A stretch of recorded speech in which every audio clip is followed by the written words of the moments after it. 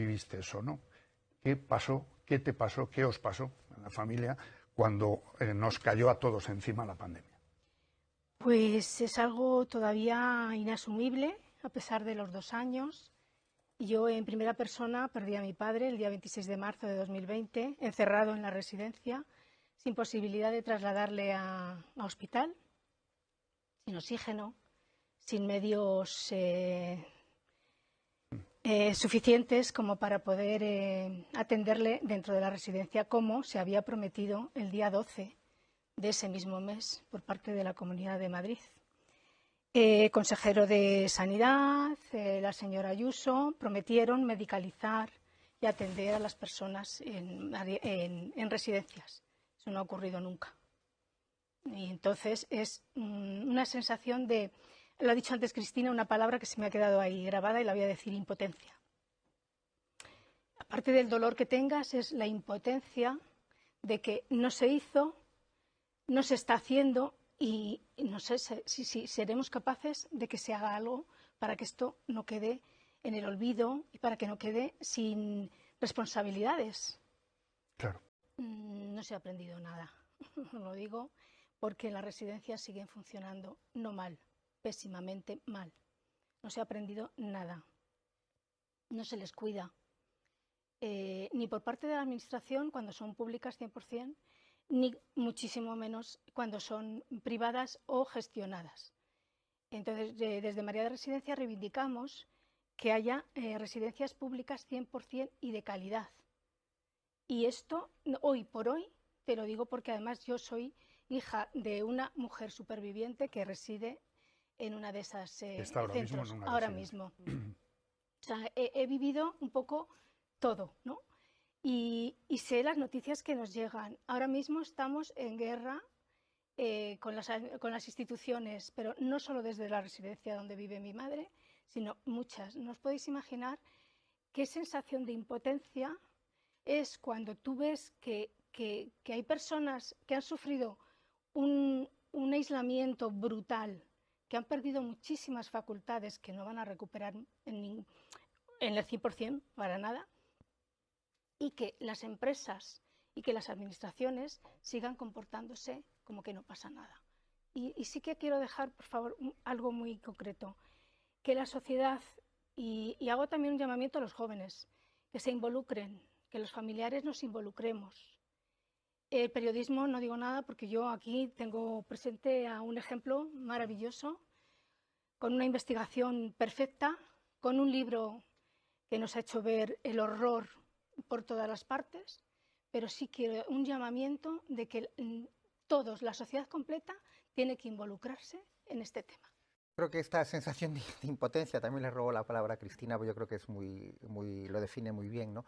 Que María Jesús también lo puede explicar perfectamente, ¿no? Pero una vez que, obviamente, las personas que han perdido un familiar, el familiar no va a volver y ese dolor lo van a tener ahí, cómo se produjo, efectivamente, sin despedida, enterrándolos, pues hubo una norma que como máximo podían asistir 3 personas al entierro sin velatorios.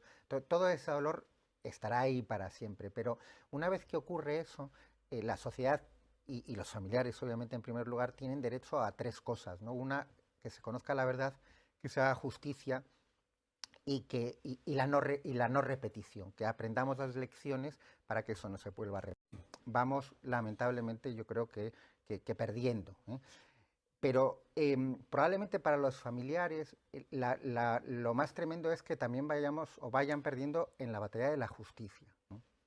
Porque se ha hecho muy poco y yo ahí responsabilizo esencialmente a la Fiscalía. La Fiscalía General del Estado no hizo lo que tenía que haber hecho como muy tarde en junio de 2000, que es en 2020, perdón, nombrar en todas las provincias un fiscal que se encargase de analizar de oficio qué había pasado, y desde entonces eso no lo hizo, pero allí donde se han abierto procedimientos judiciales ha tenido una actitud que con muy pocas excepciones es lamentable, de una situación de pasividad, de prácticamente pedirle a los familiares que aporten ellos las pruebas que no tienen, que es su función, que para eso cobran los fiscales, para hacer su trabajo, y por lo tanto ahí también hay mucho que hacer, y yo simplemente me quito, vamos, muestro mi agradecimiento como ciudadano y mi apoyo permanente a la batalla que están dando los familiares para Los conseguir familiares de esa, residentes, de las esa asociaciones de justicia. Marea de Residencias y de otras. Sí, la plataforma Marea de Residencias son las dos grandes organizaciones que hay.